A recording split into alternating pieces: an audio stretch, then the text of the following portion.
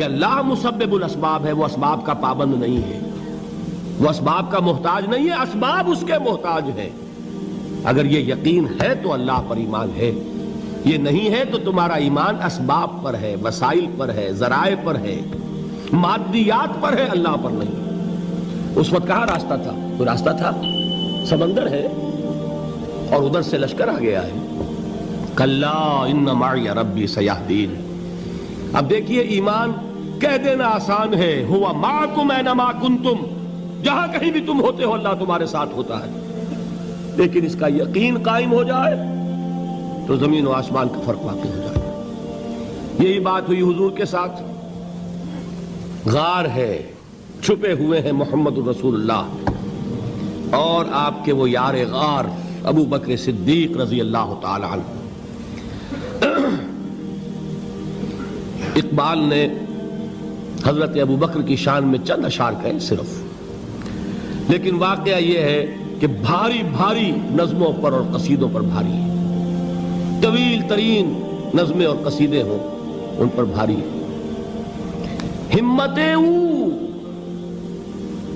ابو بکر کی ہمت جو ہے، کشت ملت را جو ابر، جیسے بارش سے کھیتی اپجتی ہے، ابو بکر کی ہمت اور عزیمت اس امت کو اسی طرح سینچنے والی ہے۔ ثانیے اسلام و غار و بدر و قبر، وہ دوسرے تھے اسلام میں، دوسرے پہلے کون تھے؟ انا اول المومنین، حضور فرماتے سب سے پہلا ایمان لانے والا میں، دوسرے ابو بکر۔ ویسے ہمارے ہاں یہ چلتا ہے اختلاف، حضرت علی پہلے ہیں کہ حضرت ابو بکر پہلے ہیں، لیکن اس میں بڑی خوبصورت تطبیق قائم کی ہے علماء نے اور بہت صحیح ہے۔ چار کے بارے میں فیصلہ ہی مت کرو کہ کون پہلے ہے، ان کی ایک عجیب تقسیم کر دی ہے۔ آزاد مردوں میں، بالغ مردوں میں سب سے پہلے ابو بکر، بچوں میں سب سے پہلے علی، خواتین میں سب سے پہلے خدیجہ، اور غلاموں میں سب سے پہلے زید ابن حارثہ۔ بڑی پیاری تقسیم ہے، یہ چاروں ہی پہلے ہیں، ہر ایک کے لیے اولیت ہے۔ اور واقعہ یہ ہے کہ اگر زمانی اعتبار سے تعین ہوگا تو پہلے خدیجۃ الکبریٰ آئیں گی رضی اللہ تعالی عنہ۔ کسی اور سے بات کرنے کی نوبت بعد میں آ سکتی ہے، پہلے تو اہلیہ محترمہ سے بات ہوئی، آتے ہی پہلی وحی ہوئی ہے، ابھی تبلیغ کا حکم نہیں تھا۔ کس کو بتایا واقعہ؟ ابھی اپنی نبوت کی تبلیغ کا تو حکم ہی نہیں آیا۔ واقعہ کس کا ہے؟ وہ خدیجہ کا ہے۔ جب کہا ہے کہ خشیت علی نفسی، مجھے اپنی جان کا اندیشہ ہے، تو کیا جواب دیا خدیجہ نے رضی اللہ تعالی عنہا؟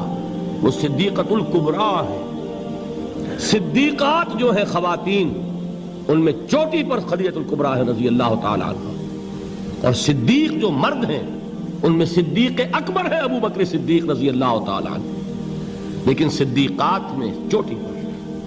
جب حضور نے فرمایا خشیت علی نفسی، کیا فرمایا؟ کیا عرض کیا؟ کیسے تسلی دی؟ نہیں نہیں، اللہ آپ کو ضائع نہیں کرے گا، آپ غریبوں کے ہمدرد ہیں، آپ مساکین کے تکالیف رفع کرنے والے ہیں، آپ بیواؤں کی سرپرستی کرتے ہیں، آپ مسافروں کی خدمت کرتے ہیں، اللہ آپ کو ضائع نہیں کرے گا۔ یہ یقین ہے اس خاتون کے اندر۔ خیر وہ ایک علیحدہ بات ہو جائے گی۔ میرے دل پر حضرت خدیجہ رضی اللہ تعالیٰ عنہ کی شخصیت کا بڑا گہرا نقش ہے، جو وہ کوئی اور ہی وقت اور موقع ہوا تو بیان ہوگا۔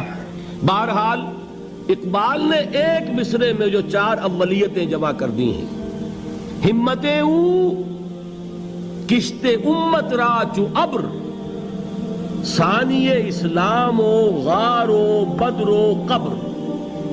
اسلام میں حضور کے بعد پہلے کون؟ ابو بکر۔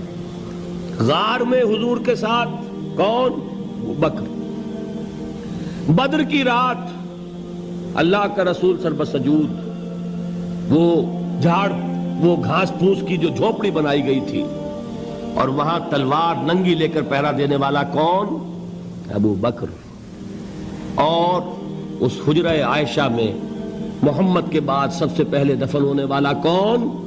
ابو بکر رضی اللہ تعالی عنہ صلی اللہ علیہ وسلم۔ وہ جو معاملہ میں سنا رہا تھا غار ثور کا، حضرت ابو بکر بھی حضور کے خیال سے لرز گئے ہیں. آپ کو یاد ہوگا کہ جا کر پہلے تمام جتنے سوراخ تھے انہیں بند کیا ہے. ایک سوراخ رہ گیا تھا جس کو بند کرنے کے لیے کوئی کپڑا نہیں تھا. وہاں اپنی ایڑی رکھی ہے. تب کہا ہے حضور سے تشریف لائیے, اور اپنے زانو پر حضور کو لٹایا ہے. اور وہاں کسی موذی جانور نے کاٹا ہے. حضور کی آنکھ لگ گئی تھی. اس وقت اس بل کے اندر جو بھی بچھو ہے کیا ہے واللہ عالم, اس نے کاٹا ہے. اس کی تکلیف کی وجہ سے ابو بکر کی آنکھوں سے آنسو ٹپک گئے. حضور کے چہرے مبارک پر پڑے ہیں تو حضور جاگے ہیں معاملہ کیا ہے. ایڑی نہیں ہٹائی وہاں سے, مبادا وہ جانور وہاں سے نکل کر محمد الرسول اللہ کو کوئی گزن پہنچا دے.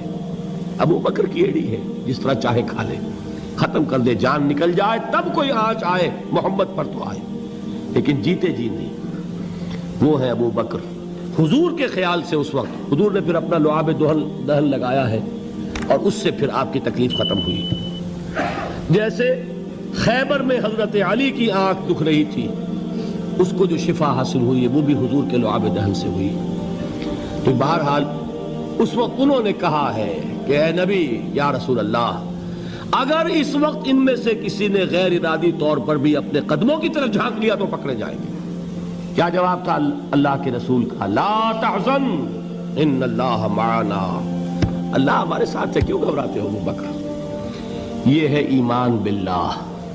میرا مالک اللہ, میرا رازق اللہ, میرا محافظ اللہ, میرا مددگار اللہ, میرا پشت پناہ اللہ, میرا دوست اللہ. یہ دوستی ہے اللہ کی جو لب لباب ہے, حاصل ہے ایمان کا. اسی کا نام ولایت ہے. اولیاء اللہ کے سروں پر سینگ نہیں ہوتے. جس کے دل میں ایمان راسخ ہو چکا ہو وہی اللہ کا ولی ہے. جسے اللہ پر یقین ہو چکا ہے وہی اللہ کا ولی ہے. جسے یقین ہے اللہ میرے ساتھ ہے, میرا مددگار, میرا پشت پناہ, میرا ساتھی, میرا دوست, میرا محبوب, میرا محب. اللہ اہل ایمان سے محبت کرتا ہے. واللہ یحب الصادقین. ان اللہ یحب الذین یقاتلون فی سبیلہ صفا کانہم بنیان مرصوص. اللہ محبت کرنے والا, اہل ایمان محبوب, اور اہل ایمان محبت کرنے والے اللہ محبوب. والذین آمنوا اشد حبا للہ. آپ تصور کیجئے جسے یہ رشتہ ایمان یا رشتہ ولایت حاصل ہو جائے, الا ان اولیاء اللہ لا خوف علیہم ولا هم یحزنون. آگاہ ہو جاؤ, اللہ کے دوستوں کے لیے نہ کوئی خوف ہے نہ کوئی حزن ہے. اور میں بیان کر چکا تھا, خوف اور حزن کے خاتمے ہی کا نام امن ہے. زوال خوف, زوال حزن.